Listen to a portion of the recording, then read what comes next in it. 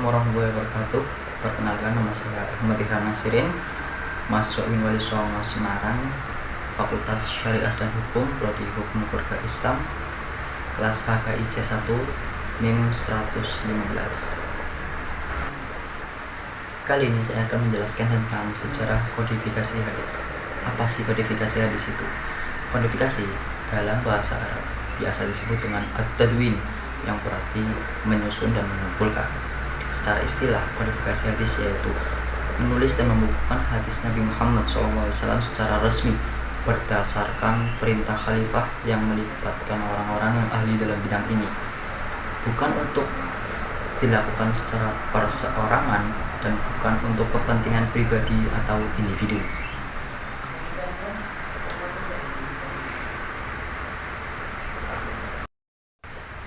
Beberapa riwayat mengatakan bahwa kekhawatiran Khalifah Umar bin Abdul Aziz akan hilangnya hadis dan lenyapnya para ulama hadis yang meninggal akibat peperangan atau sebab yang lainnya menjadi faktor utama dilakukannya kodifikasi hadis.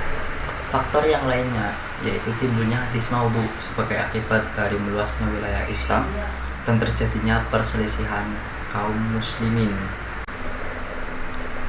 Faktor-faktor penyebab dilakukannya kodifikasi hadis ini bisa diklasifikasikan menjadi dua. Yang pertama faktor internal, yang kedua faktor eksternal.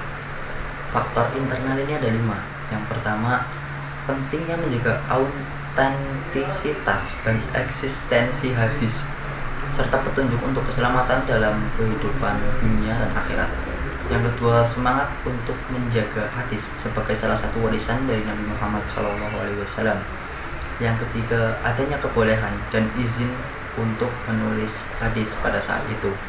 Yang kelima adalah para penghafal dan periwayat hadis semakin berkurang karena meninggal dunia, baik disebabkan peperangan maupun sebab yang lainnya.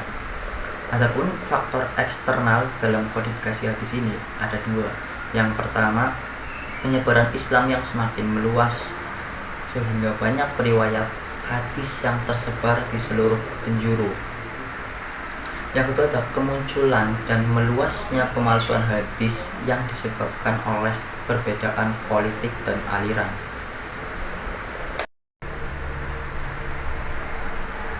Kodifikasi hadis yang pertama terjadi pada abad kedua.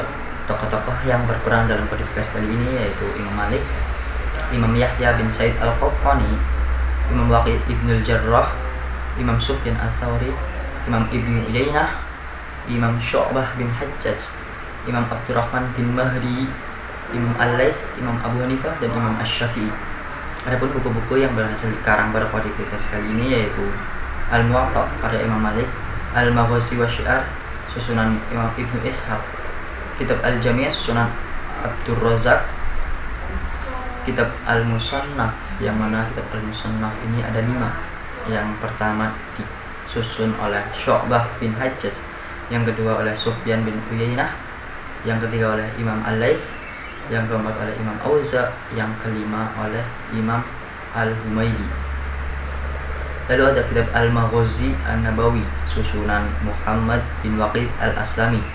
Kemudian ada Kitab Al-Musnad susunan Imam Abu Hanifah, Al-Musnad susunan Imam Zaid bin Ali, Al-Musnad susunan Imam Asy-Syafi'i, dan yang terakhir ada Mukhtaliful Hadis susunan Imam Asy-Syafi'i.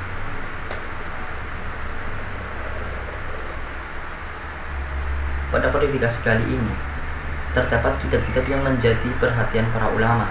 Yang pertama ada Kitab Al-Muwatta karya Imam Malik, yang kedua ada Kitab Al-Musnad dan Mukhtalif karya Imam Asy-Syafi'i, dan yang terakhir ada Sirah Nabawiyah atau Al-Maghazi wa Syiar karya Imam Ibnu Ishaq. Kitab ini mengandung 1726 khabar dari Nabi, sahabat, dan tabi'in. Khabar yang musnad sejumlah 600, khabar yang mursal sejumlah 228, yang mauquf sejumlah 613, dan yang maqtu sejumlah 285. Kemudian ada abad ketiga. Perlu diketahui bahwa abad ketiga Hijriah merupakan puncak usaha pembukuan hadis atau bisa disebut dengan masa keemasan hadis. Ulama-ulama hadis yang muncul pada abad ini digelari dengan muqaddim, yang mengumpulkan hadis dengan semata-mata bergantung pada usaha mereka sendiri dan pemeriksaan sendiri dengan menemui para penghafal yang tersebar di seluruh pelosok dan penjuru negeri Arab, Persia, dan lain-lain. Tokoh-tokoh yang berperan pada kodifikasi hadis abad ketiga ini diantaranya yaitu Imam Ali Al-Madini, Imam Abu Hatim Ar-Razi, Imam Muhammad bin Jarir At-Tabari, Imam Muhammad bin Sa'ad, Imam Ishaq bin Rahaywah, Imam Ahmad, Imam Bukhari, Imam Muslim, Imam An-Nasai, Imam Abu Dawud, Imam Ibnu Majah, Imam Ibnu Qutaibah, dan Imam Ad-Dainuri.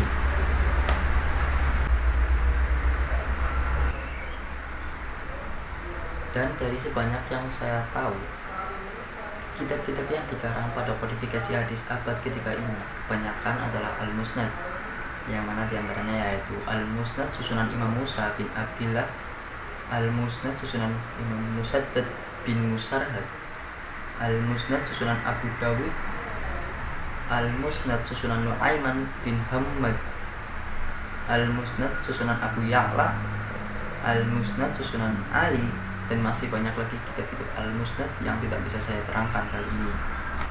Maka dengan usaha ulama besar pada abad ketiga, tersusunlah kitab-kitab berdasarkan tiga macam. Yang pertama kitab Sahih, yang kedua kitab Sunan, dan yang ketiga kitab Musnad. Kitab Sahih ialah kitab yang di dalam penyusunannya tidak ada hadis-hadis lain selain hadis-hadis Sahih saja. Kitab Sunan ialah kitab yang di dalam penyusunannya tidak ada hadis mungkar di dalamnya.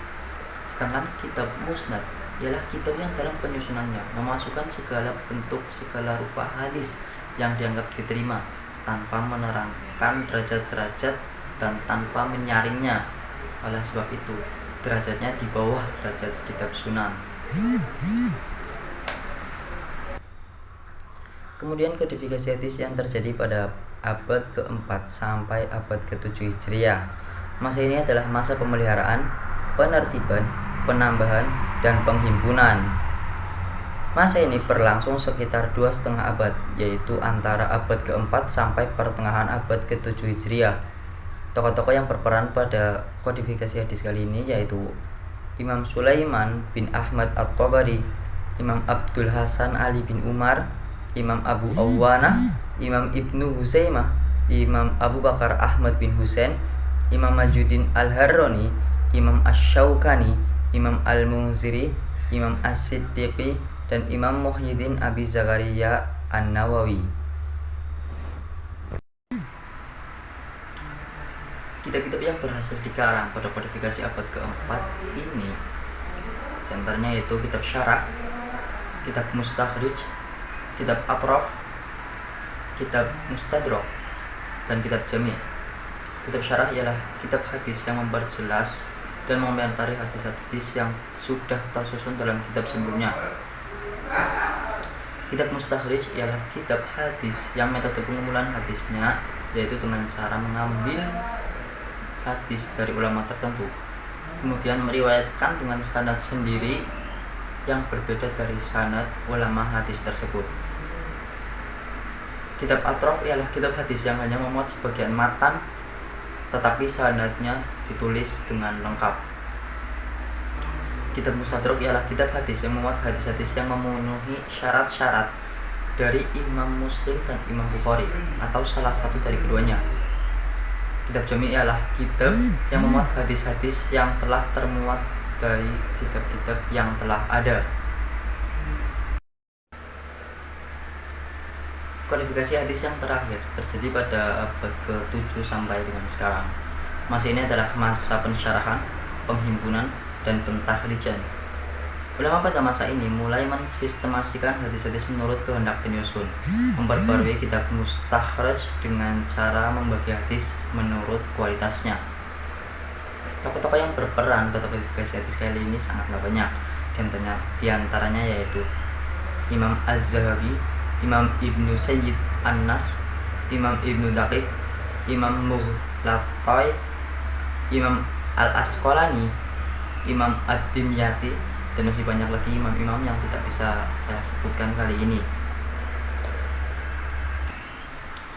Pada abad ke-7 Hijriah terdapat beberapa kitab yang berhasil dikarang. Di antaranya kitab At-Targhib susunan Al-Hafiz Abdul Azim. Lalu ada Al-Jami' Bainas Shahihaini susunan Imam Ahmad bin Muhammad Al-Qurtubi.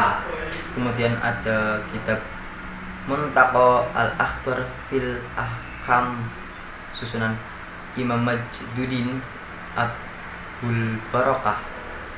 Kemudian ada Al-Mukhtarah susunan Muhammad bin Abdul Wahid. Kemudian ada kitab Riyadhus Shalihin susunan Imam Nawawi, dan ada kitab Al-Arba'in susunan Imam Nawawi. Lalu pada abad ke-8 Hijriah terdapat dua kitab yang berhasil dikarang, yaitu kitab Jami'ul Masanid was Sunanul Hadis ila Aqwamis Sanan susunan Al-Hafiz Ibnu Katsir. Lalu ada Al-Imam fi Hadisul Ahkam susunan Imam Ibnu Daqiq. Lalu pada abad ke-10 terdapat beberapa kitab yang berhasil dikarang, yaitu Ithaful Khiyar fi Zawaidil Masanidul Ashhar susunan Muhammad bin Abu Bakar Al-Baghawi. Lalu kitab Bulughul Maram susunan Al-Hafiz Al-Asqalani, dan yang terakhir ada kitab Majma'uz Zawaid wa Manba'ul Fawaid susunan Al-Hafiz Abul Hasan Ali bin Abu Bakar. Mungkin segitu saja. Atas kekurangannya saya mohon maaf. Wassalamualaikum warahmatullahi wabarakatuh.